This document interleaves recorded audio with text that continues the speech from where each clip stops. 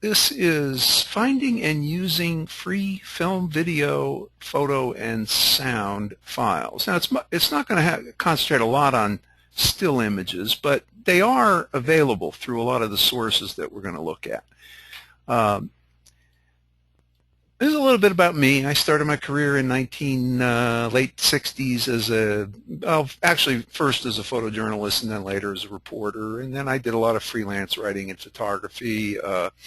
Got licensed as a private investigator in '77, went on to work for Miami International Airport. And I was really the public information officer down there. So I dealt with just about anybody that came on the airport, for some purpose other than to travel on a plane. Uh, Started a consulting business in '81, did a lot of different things, hosted a business talk show, Everybody's Business on WTTM in New Jersey for a while. My first Internet for Investigators seminar was in 1996, and so I've really been using electronic information, starting with computer bulletin boards right up through, multimedia today, since probably the mid-'80s. And 25 years plus or so of computer experience. Now, I am really looking to get into documentary videos. I'm working on a number of things. One theme seems to be shaping up, and that is funding for non-public school students. In other words, if someone wants to do something as an alternative to traditional public schools for a variety of reasons, a lot of them very, very good, what kind of funds can or should be available to that taxpayer's family. In other words, the son of or daughter of taxpayers. But in any case, today's agenda, we're going to take a look at an overview of copyright and Creative Commons. We'll also look at fair use and public domain. We will take a look at advanced multimedia search. Now, there's more to advanced search, a lot more to advanced search than just multimedia search, but we'll look at that, and I may expand on it a little bit. Sites for free film, video, and sound. And of course, as I mentioned, a lot of those sites will also provide photo resources. Of course, that's pretty well known. Then we'll look at some perhaps lesser known sources, which would be state, federal, and military sources of audio, video, and other material. Then we'll take a look at the National Archives and the presidential libraries. We'll do a quick overview of how you may find corporate, nonprofit, and PR sources.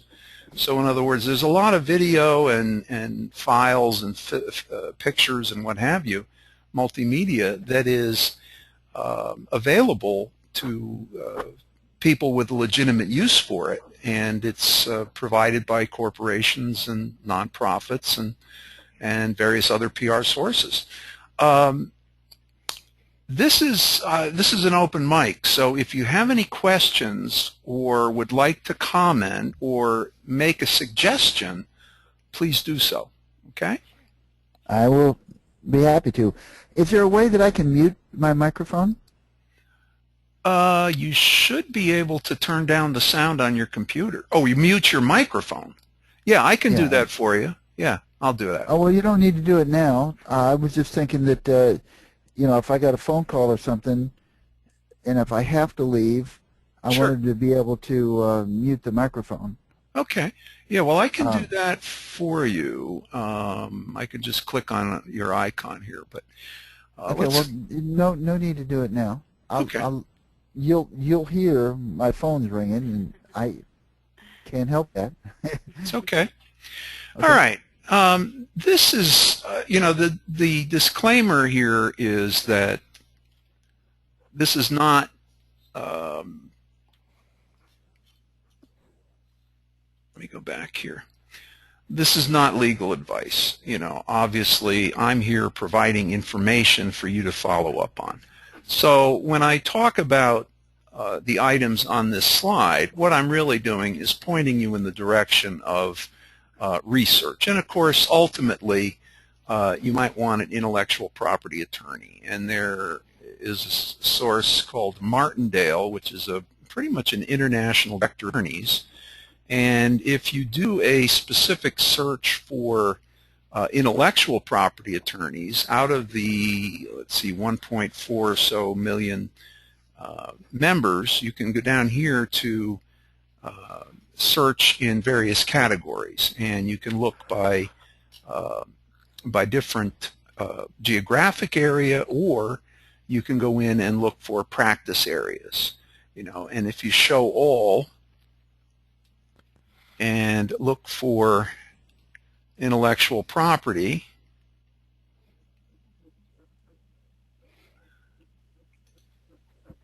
okay, you will then find there are roughly 43,000 intellectual property attorneys who are listed in the directory here. And of course, there's detailed contact information and background on these people. Okay. Electronic copyright registration now, it's pretty easy to do. It's always been fairly... Go ahead. David, I'm sorry, may I interrupt you for 1 second? Sure. I just want to double check. You said we'll get a copy of the slides as well? Yes. I will ask you to just fill out an evaluation form. Yeah, you will. Yeah, you don't have to okay. take notes. Right, I know. I was like, wait a minute, how much do I need to be writing? Okay, perfect. Thank you. Yeah, that's let me see, results 1987. No, that's not true. That's just for show all. In any case, there are a lot of attorneys out there. Oh, stupid pop-up surveys all over the place. God. You can learn a lot about intellectual property. You can learn something about international copyright, recording artist royalties, the Copyright Office, and you can do a copyright search to see if something is copyrighted by several different methods. You can do the search. But things that were copyrighted before 1978, they fall under a slightly different legal situation, and they're not searchable electronically. But you can hire the U.S. Copyright Service, and they will do a thorough search for you. So this will explain a little bit about the 1978 materials. All right, fair use. Fair use and public domain are two different terms, really. I'm not a lawyer, but public domain is really wide open. In other words, you can use something without any permission, notification, credit line, what have you. Whereas fair use is copyrighted material that could be used in a in certain situations, certain very narrowly defined situations, okay? And that narrowly defined category has different interpretations, of course. There is a Center for Social Media, and I've tried to point out a few good sources here. American University has documentary film fair use for filmmakers. We'll give some treatment to that. There is another independent magazine that has a pretty good article on fair use. Okay, then the International Documentary Association, documentary.org, also has a pretty good practical guide, pretty extensive actually. Okay, and then they have discussions on this, etc. There is a good explanation of fair use on the Stanford University library site and a University of Texas, I believe, fair use of copyright materials. Okay, so if you're interested in that, you can pursue that. Now, Public domain is essentially material that can be used. Again, there's no consideration of copyright if it's clearly in the public domain. Now, how do you determine that? Well, there are a couple of different ways. First of all, in Creative Commons, and we're going to go into this in a little more detail in the next slide, but in Creative Commons, which has been set up, it's entirely an internet source. There are certain categories. One of them is public domain. So a creator of a work can post that work in Creative Commons or elsewhere and license it under Creative Commons as public domain. So essentially, that's what we're looking at right here. We're looking at free use by anyone for any purpose without restriction under copyright law. Public domain is the purest form of free, open, since no one owns or controls the material in any way.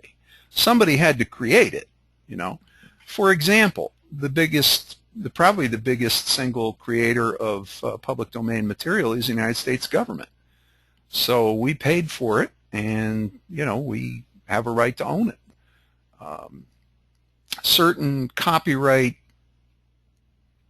circumstances enable material to be used as public domain material. Okay, and so that is explained pretty fully there. And CC0 is the designation. So if you see a CC0 in Creative Commons, that means there's no rights reserved. There's also a concept called open knowledge. Now this applies a little bit more toward any kind of information, open data, open content, open services. However, it does include content. So, if you're looking at that, that may include not only audiovisual material or multimedia, but it might also include software, as well as just data or information. Then Wikipedia has a very fine, I love Wikipedia. They really do have a lot of good material on there, one page of which is their page on public domain. And so they really go into a lot of discussion on it. They give you a considerable amount of not only links, references as well. So, some people think that this is a slap together, thing where anybody can put up some information like some bulletin board, but it's really a peer-reviewed resource, enterprise actually, on the internet. Okay, so we've got copyrighted material, which is controlled. It may be available for free use depending on the copyright owner. Okay, copyright owner may grant use for free or with some kind of restriction. Fair use, on the other hand, is use of copyrighted material in certain narrowly defined circumstances, and public domain is where the material has been provided for anyone to use for any purpose, or I should say made available for anyone to use for any purpose. Now, there are also some strings, and that I would call that free with conditions. Okay, Creative Commons has a number of different license types. And I'm sure you've heard of Creative Commons, but you may not know, or you may not be fully aware of all the different ways that things can be licensed. And depending on the type of Creative Commons license, you may be able to use that without charge in a certain type of work. All right, so again, it's a pretty complex situation, and you need to really review it before you can, really use material. You have to know a little bit, at least, about the different types of license. Of course, Creative Commons public domain, or CC0, is, is public domain. But this is a little tool they have to license your work. And you could also pursue this if you're simply trying to figure out if a certain type of work might be licensed, or if you have a work to license under Creative Commons. There are some other examples. There are certain sites out there where they have material that is available in certain circumstances. For example, if a documentary is being produced and there's absolutely no thought about profit, and probably none to be had, then it may be covered under this particular scenario on this particular site, again, given just as an example. Same thing over here, another example of this. So, copyright doesn't mean you can't use it. It means you have to look further and see what the restrictions are. So these are things you need to watch out for. Also, there's a certain phraseology, okay, that so this is like a public domain repository for Flash components, as in Adobe Flash. Things to watch out for.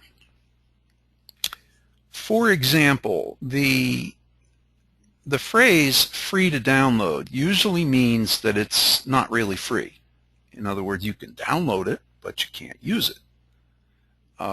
That applies an awful lot to software where it is basically shareware, which means that you can give away copies of it, but if you're going to use it, you have to pay to use it after a certain trial period. Then there's the royalty-free, which some people could interpret as being usable without any restriction, but that's not true. That simply means that once you have licensed the material for a fee, usually, then it is you can use it continuously for as long as you want. Then I would also watch out for no clear explanation of ownership and or rights to use the file free of charge. So unless that's clearly stated, it's probably not a good idea, or it isn't a good idea in my opinion, to use this free of charge. Any questions so far? No, it's been clear so far. Yeah, absolutely. Okay. Now, let's take a look at some searching. Okay, how would you go about finding multimedia sources? Well, I have a whole 90-minute webinar, and I could probably do, if it considered all aspects of Google, I could probably do a one-day workshop just on Google alone. But one of the aspects of Google that may not be immediately apparent is the amount of control that you have with Google for refinement. Google indexes everything that it is technically able to do. And so, for example, and let's say I was looking for public domain video clips. Okay? Now, that's, oops, let me make this right. Okay, so I get about 1.5 million results for these keywords. Now, just a basic search technique here. You could put quotation marks around your search terms, and this is, I'm sure, kind of searching 101, but that does restrict it to the search results to those phrases. Oops, where are we here?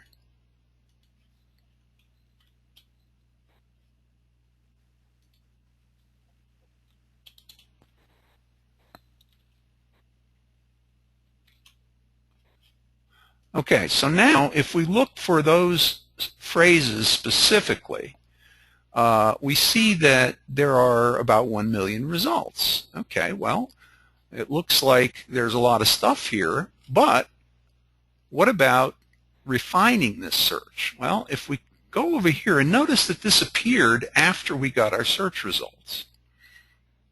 Okay, so before I forget, I'm going to concentrate on videos here, but before I forget, I do want to show you that there are additional search restriction capabilities, as well as this one, which is very interesting. And I would venture to say that a lot of people don't use this. This is very good. If you're looking for something up to date and you've restricted it to 88,000 because, or you've gotten 88,000 because you restricted it to the past month. Okay, so this is a way to really narrow down what you're looking for. But let's say, we're searching for video only, all right? And right now, during the past month, Google has found 27 links that fulfill that those keywords. Now, I can't say that all of these video clips are in the public domain. It's just that when you do a Google search, it looks for keywords. Okay, so for instance, all videos are copyrighted by Zuffa. So, and then they go on to explain it's public domain material. So I'm not illustrating how you would search for public domain materials. I'm just using some keywords as an example. Okay? So you can restrict your search in various ways that could be very helpful. Images. Okay? Now we'll talk about advanced image search a little later. Okay. Google has an advanced search form, and this is very, very interesting. Most people don't use the advanced search form. What it does, the one thing that it does that we're interested in for the purposes of this webinar is usage rights. You can actually do a search and restrict your search to results that have certain usage rights attached. All right? And that explained here on this link. All right, so that you can go back and take a look at that in detail. But let's look at the advanced search form. Now,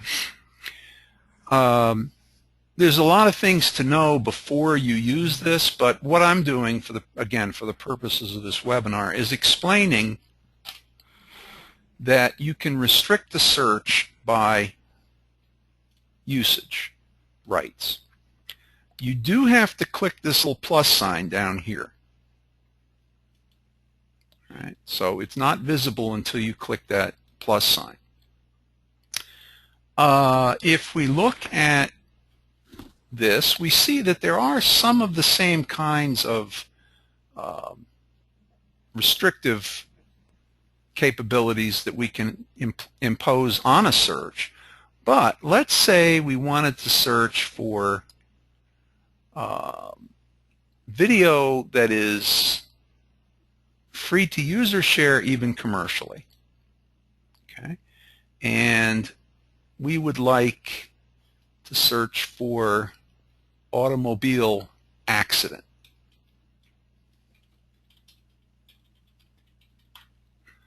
All right, and now here's where it becomes a little difficult for the video search, because you can also search by format, but this doesn't include any type of video file or audio file. So we'll cover that a little later, but that is something you can do if you wanted to do that. There are many other things, again, that you can do from this form, but we want to search for automobile accident, and I'll put that in as a phrase.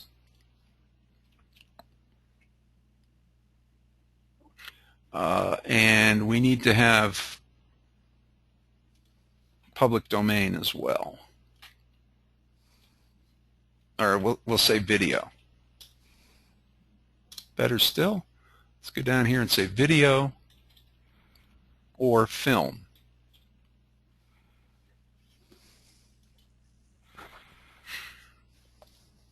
Okay, now this is doing a Google Internet search. It's not searching specifically for film. It's looking for these keywords. All right, but you see that there's 5,720 results here, and it's basically using these keywords, but from sites where you can use these things as with that usage restriction that we put on there. Now, I believe if we click this, we can then refine it to just videos. Okay? And if we wanted to say within the last year, there's 6. All right, so that's a little bit about advanced multimedia search. Now, there are specific kinds of multimedia search engines. For example, AOL Video is a way to search video at multiple sites. Blinks has supposedly 35 million hours of video that can be searched, that it has indexed. That's not to say that this is all free or public domain or fair use or anything. It's just a mechanism to do it. Now, this is also, and I believe this is an AOL property, but I'm not absolutely sure. If you do a search for, we'll again say auto accident, and we're looking for videos,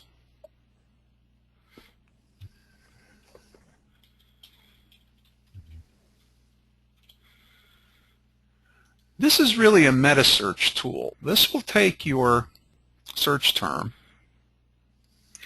You can search for videos, but what you're doing is you're setting up an easy way to look at these sites to find videos. So, for example, let's take a look at Daily Motion.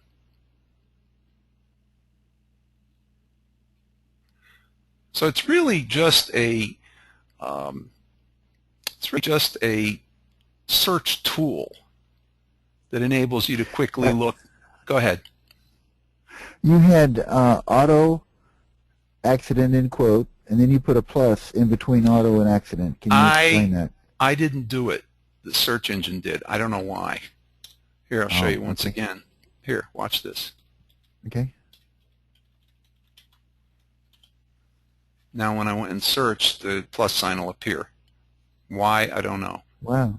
It's the first time I've ever seen it. Really? Yeah. Yeah. Let's see if we do Google. Okay, 14,000, but we didn't restrict that. We didn't put in public domain as well. So, okay, there are some very tentative and not very good facial recognition searches. This one is actually not a facial recognition search. This is more like using a search engine to just search for pictures of faces. See, this somehow or other restricts it to just faces of people. Wow. So I'm in here somewhere, and there I am right over here. That's me. But there's a lot of pictures of this now deceased sportscaster. He was a very popular broadcaster over in London, UK, for the BBC. Here's a picture of him, as a youth. But it's a specialty kind of a search engine. Then we even, well, this one is of particular note because this is a free image search tool. So supposedly this will do a meta search of all of these sites. And it will look for free images. Again, I would recommend that, if you found something through this, double check and make sure that it is free to use. There also find sounds, okay, a way to find audio files. All right. Again, you're working on keywords, so it may not be as precise as you'd like, but you can do keyword searches just for audio files. And when we get to the some of the other sources of free stuff, then you'll see we can also look for audio files. We have advanced image search.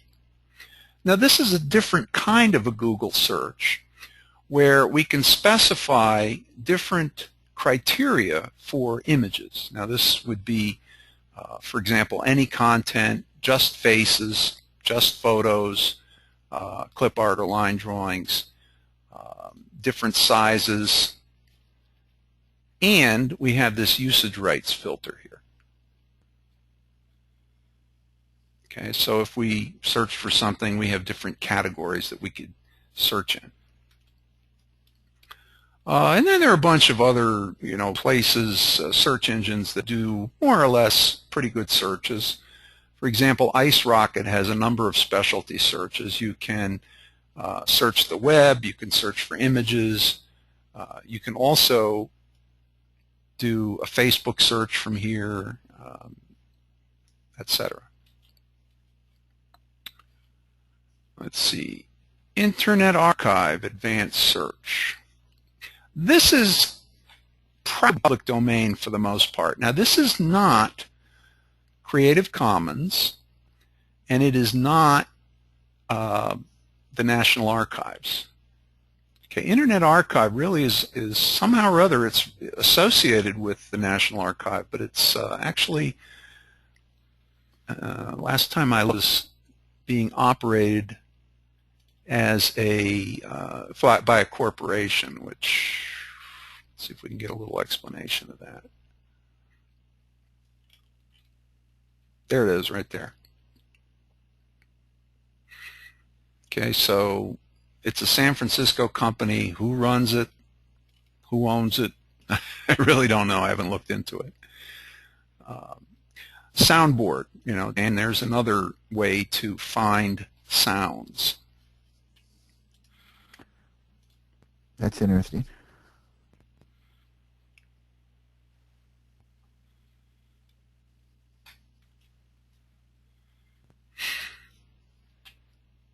Search USA.gov. USA.gov, we're going to go into that in a little more depth later, but if we use that, we could restrict, again, by keywords searches, but in this case, one of the advanced commands is in title, which means video. Now, if it's searching just government sites. Could you go over that again? In title? What does that mean? Let me make it bigger. I see it. I just never heard the word in title before. Well, it's not a word, it's a command. Okay. It's a search command which tells the search engine, in this case USA.gov search engine, to look for that keyword only in the title. So okay. In other words, the word, if we didn't have that, there'd be 86 million, hits. Right. Okay.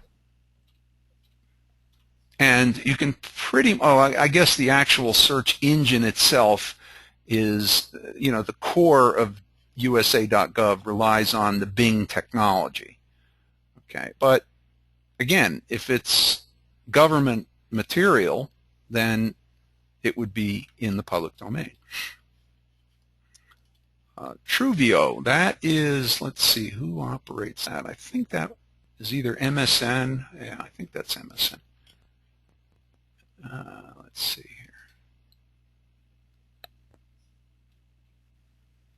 Well, Truvio is a property of AOL, and it is a way to search for video, another search. And for example, if we look for the phrase public domain, of course that's only the keyword. It doesn't mean that these images are public domain, but it finds 9,126 results.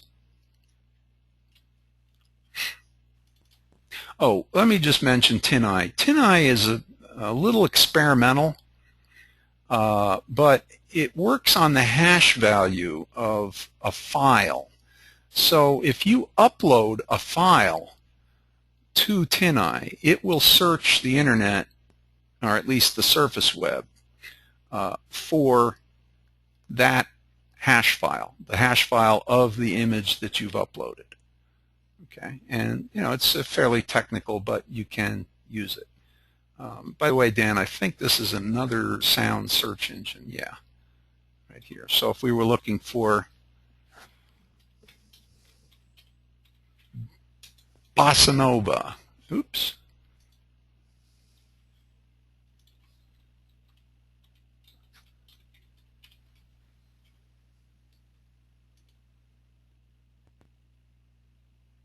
Oop, doesn't find any. Let's see. I don't know if that's the right way to spell bossa nova. Ah, okay, that's probably it. Let me go back.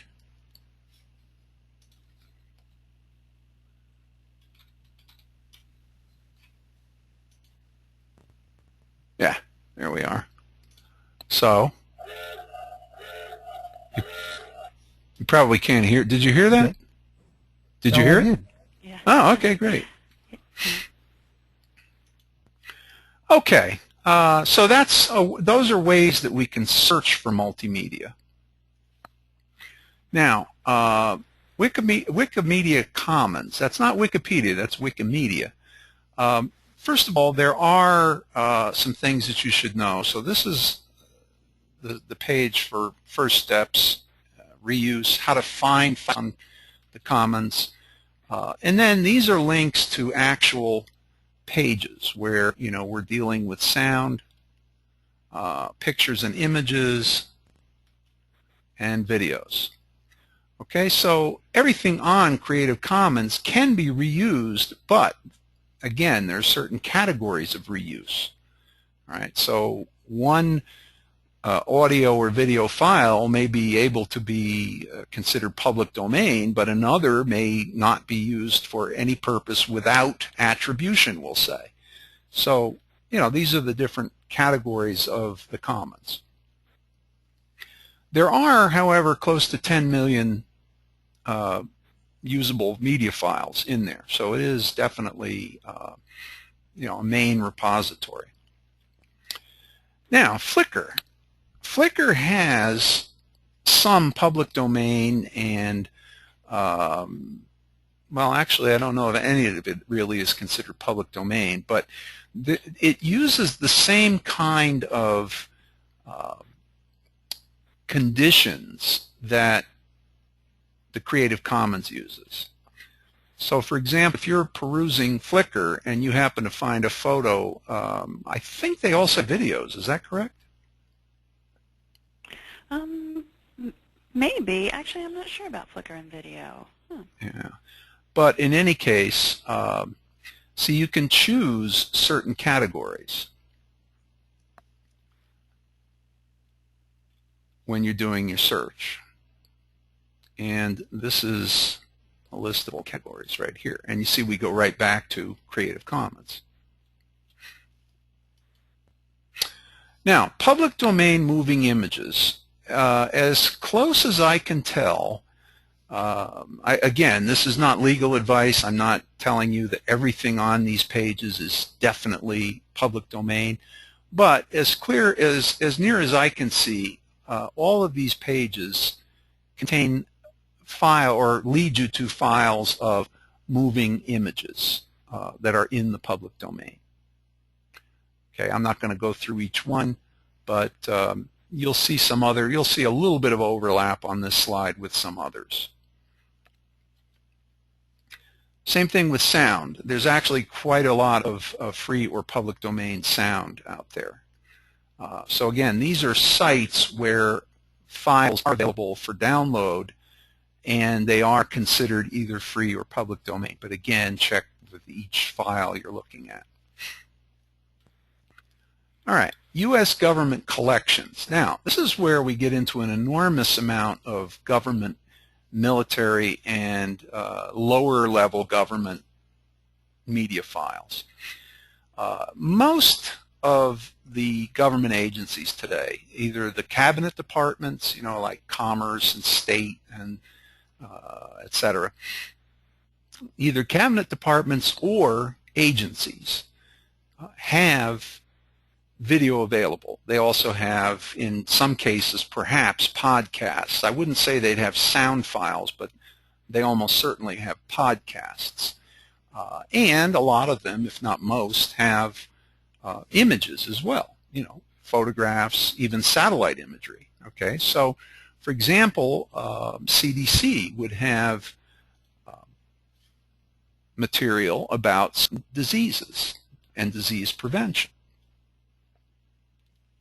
CDC TV, for example.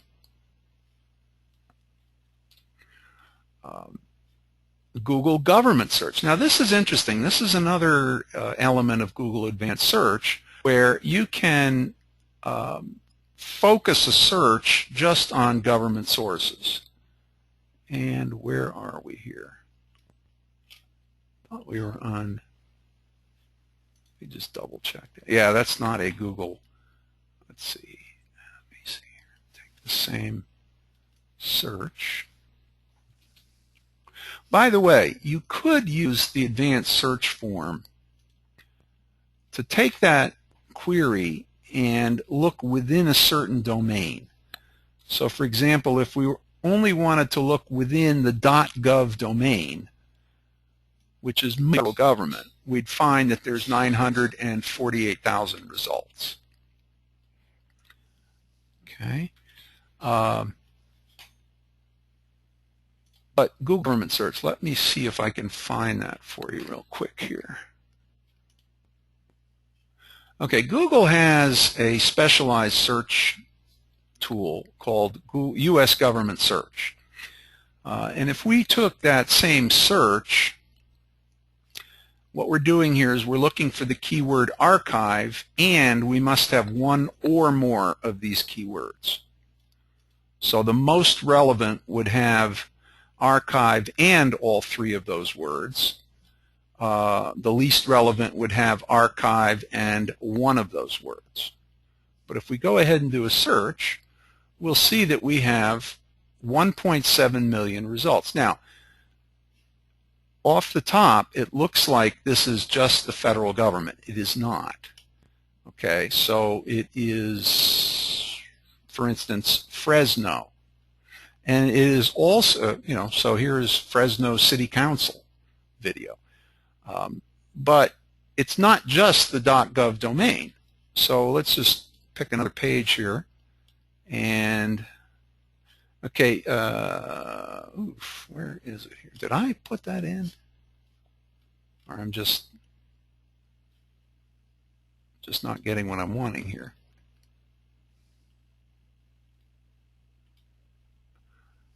It may somehow or other.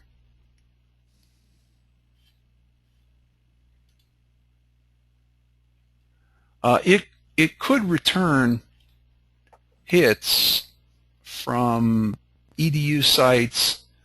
In other words, I don't want to leave you with the impression that it just gives you .gov results. But that's all I'm seeing here. But I know for a fact it does give you .us sites, .mil, etc. Okay. U.S. Government Podcast Directory. Again, we go back to this USA.gov. So there are tons of podcasts out there. How do you find them? Well, something to do with health, etc. Public Health Image Library. NASA Multimedia. Lots of different files, both still and video and podcasts. And this is their multimedia page.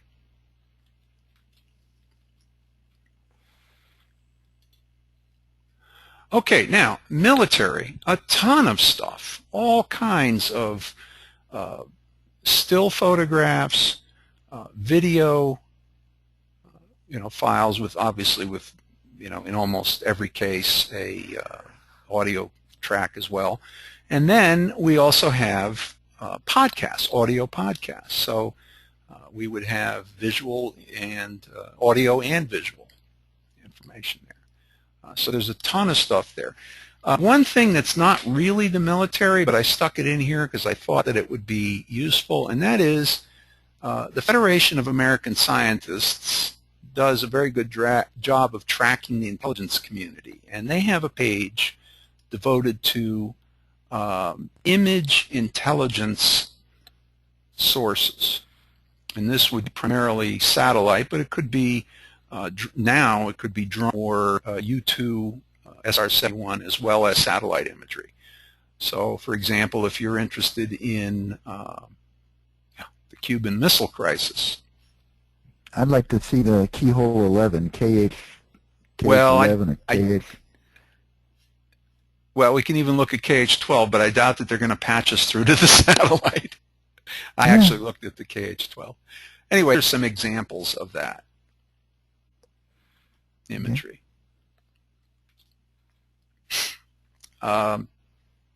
You know, the Navy, for instance, the Navy puts up a public affairs directory. So, you know, if you're looking for a certain kind of multimedia, you know, rather than search all over for it, it may be better just to contact an appropriate public affairs officer. And that lists all of them with various index. Defense imagery. This is a central site for defense imagery. But again, there's so much out there that, you know, while one site may appear to be, you know, a central site, it certainly isn't. You know, and we can search the still images, motion imagery, AV, IMI. I'm not even sure what IMI is. Anybody have an idea what that is? That picture on the aircraft carrier cleaning off the snow? Or what is IMI? No, IMI is supposedly some type of an AV product. Oh.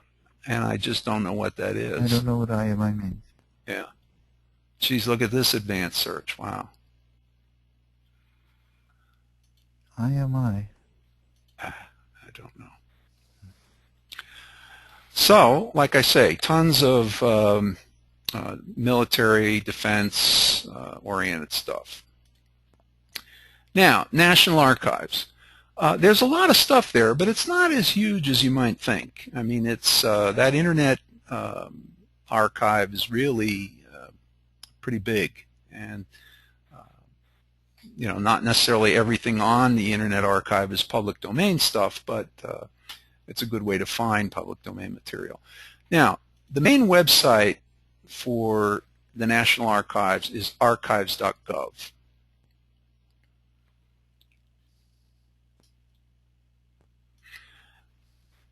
The problem is that there is just so much material there that it's kind of difficult to find what you're looking for.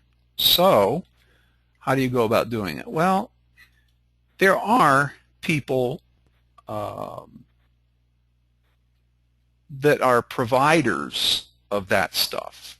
And here, for example, is a list of some of the sources for what is on the National Archives sites. Now, Digital Vaults is a new search system that probably a year, maybe 2 years at the most old. It's kind of a, you know, a user-friendly way to, you know, it's very graphical. Okay, so let's say we're interested in satellite imagery.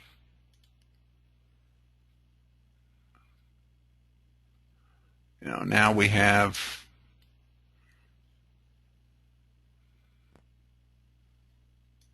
some type of aerial imagery right here. Suburban sprawl. Now, all of these things would be in the public domain.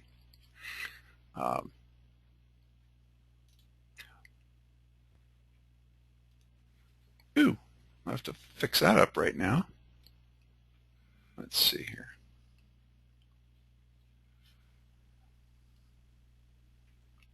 All right, they have 300,000 reels of motion picture film and 200,000 sound and video recordings. You will find a picture at our following locations: College Park. Now, this stuff is not really searchable on the internet. You would need to, let's see. These are the finding aids. They have a card catalog, they have preservation binders. So it's almost necessary to go there yourself or hire someone who's an expert in doing that. Let's see here. They do have some electronic records. and some online research tools. But again, it's so extensive that I don't think you can search the entire collection online. Oh, by the way, they have a YouTube channel as well. So presumably stuff that's on that channel would be in the public domain, but you can't really say for sure. You have to look at each one. Okay, presidential libraries. They have, of course, material dealing with various presidencies. Now, what I did with this list is I put it in alphabetical order by last name, so it'd be kind of a little easier to work with. The earliest on there would be Franklin Delano Roosevelt in terms of the presidential library, but very, very little in the way of multimedia. On the other hand, somebody like George Bush, either first or second, would have a lot more multimedia. Although at the present time, I don't think George W. Bush's presidential library has a large collection. Why, I'm not really sure, but it's probably because he has, fairly recently left office. William Jefferson Clinton, why don't I have a date in there? Anyway, this link will bring you to the audiovisual research section of that presidential library. All right, archives.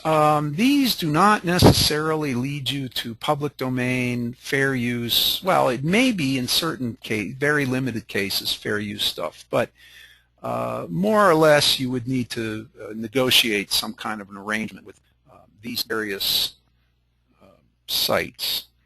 Let's see here. And again, these archive sites. All right, so this is just a general list. Let's see, this one. I'm sorry, can I ask you a Sure. question? Are these U.S. specific? I saw the BBC on there.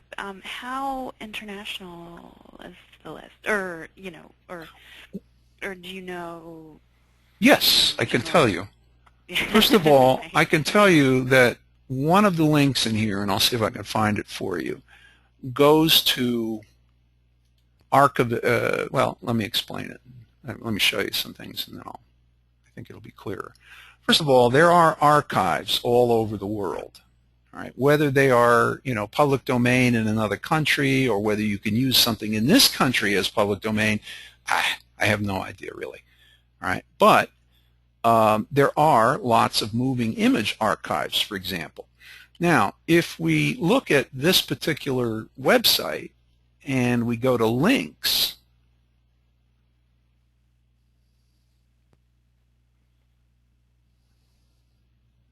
we have an excellent directory of various archives.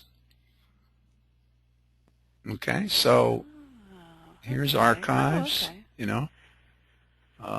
moving image archive resources, preservation process. Okay, it's still kind of U.S. centric, I guess. Yeah, let me back to the slide here. Let me see if I can find what I'm looking for.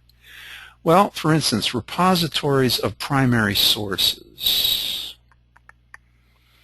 Right here, Europe, Asia, Africa, and the Near East. Ah.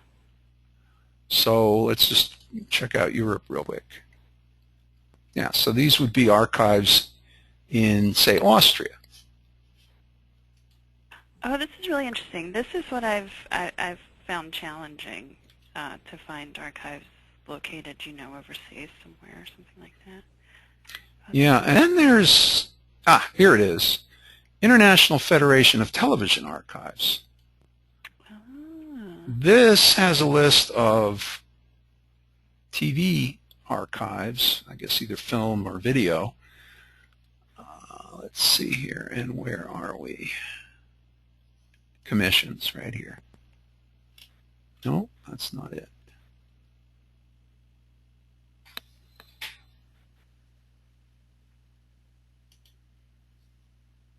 Here it is. All right, all FIAF affiliates. There we are. Okay, so this would be extensive contact information for archives all over the world. So this is really the answer to your question. Oh, wow. Okay, very interesting. Very good, David. Very good. Thank you. And then we have some others, like, for instance, La Cineteca Nacional de Mexico, Associated Press, which might have some international, which probably does have international stuff. Of course, BBC, British Pathé, Canadian, etc. Okay, now, PR sources. Another source that you might not think of would be film and TV promotion offices. They may have stock photos or footage dealing with their states or their cities.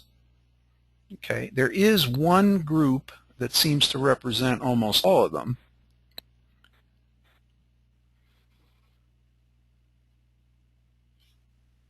And again, we have, worldwide connections here.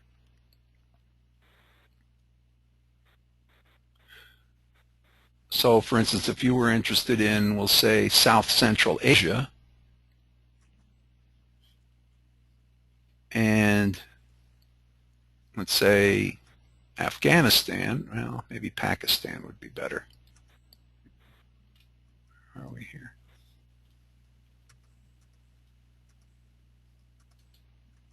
Is the flash not working on this, or they don't have any?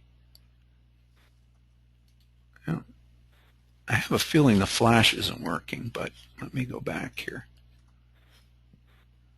Let's try South America.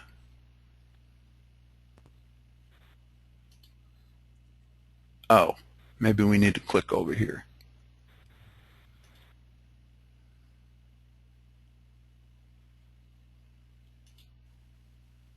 There it is.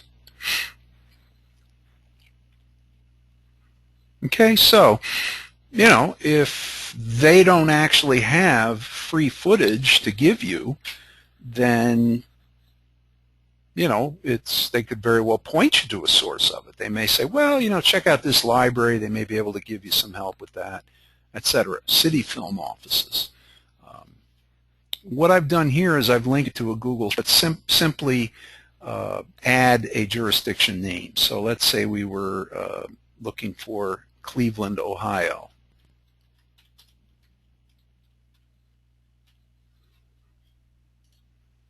Okay, the Greater Cleveland Film Commission. So this would be a way to, to find the appropriate. Then we have the European Film Commission's network. So that would be good for you, Amy. Okay, yeah.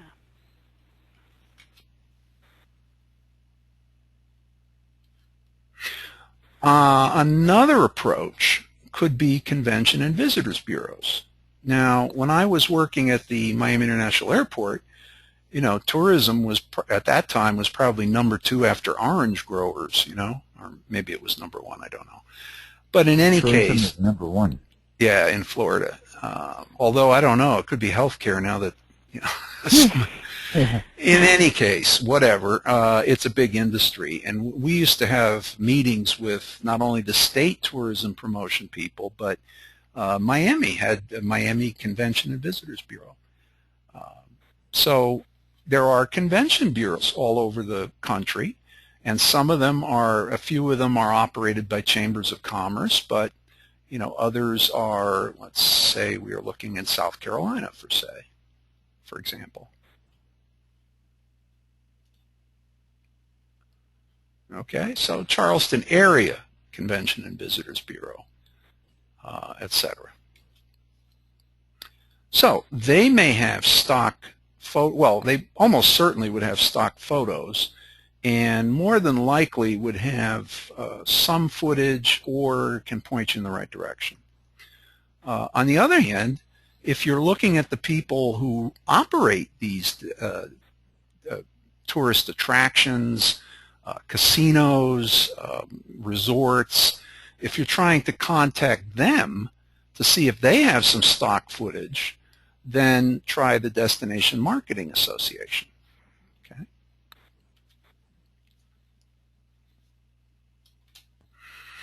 And corporate PR collections. All right. Here's where we have deliberately distributed, so it's obviously in the public domain, corporate PR material.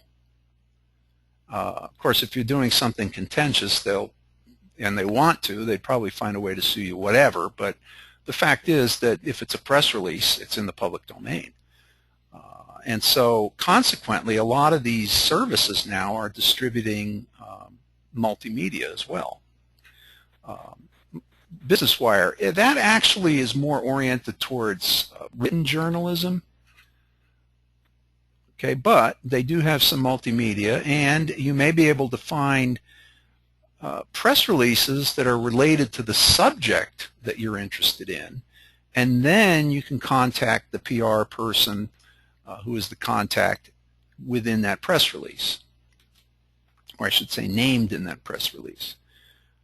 Directory of corporate archives. So these are archives of corporations that may very well have certainly historic and may be up-to-date information as well. So for instance, let's say you wanted a photo or a video of a pharmaceutical production line. Well, you might want to call Abbott Laboratories and see if they have anything that would be available. PR Newswire has really gone big time after multimedia. So, for example, they have just a search engine that deals with multimedia material. And of course, it would be multimedia material that their clients have given them to distribute. If you're trying to find a PR firm, here's an excellent way to do that. Okay, O'Dwyer's. They've been around for many, many years. Now, PR Newswire has journalist access, and I have to fix that up before I send it to you. Public Relations Society, that's the largest society, professional society of public relations people, and then you can go to a chapter and contact the chapter president, see if somebody in the chapter may be the appropriate contact. Now, there's a whole other area called video news releases, and these have been called propaganda because they're actually crafted to look like news reports. So because of that controversy, I have linked you to this site, which is SourceWatch, and this explains a lot about that kind of stuff, but there may be something available that would be of use. Let's see, and also Wikipedia has a very good page on video news releases. And then stock footage from businesses.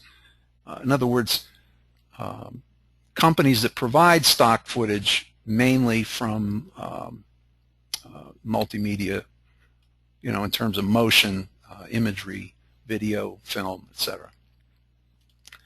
And that's it. That's it for today. I will include this slide for contact information, and this is a little bit more about what we do, but that would be it for the presentation.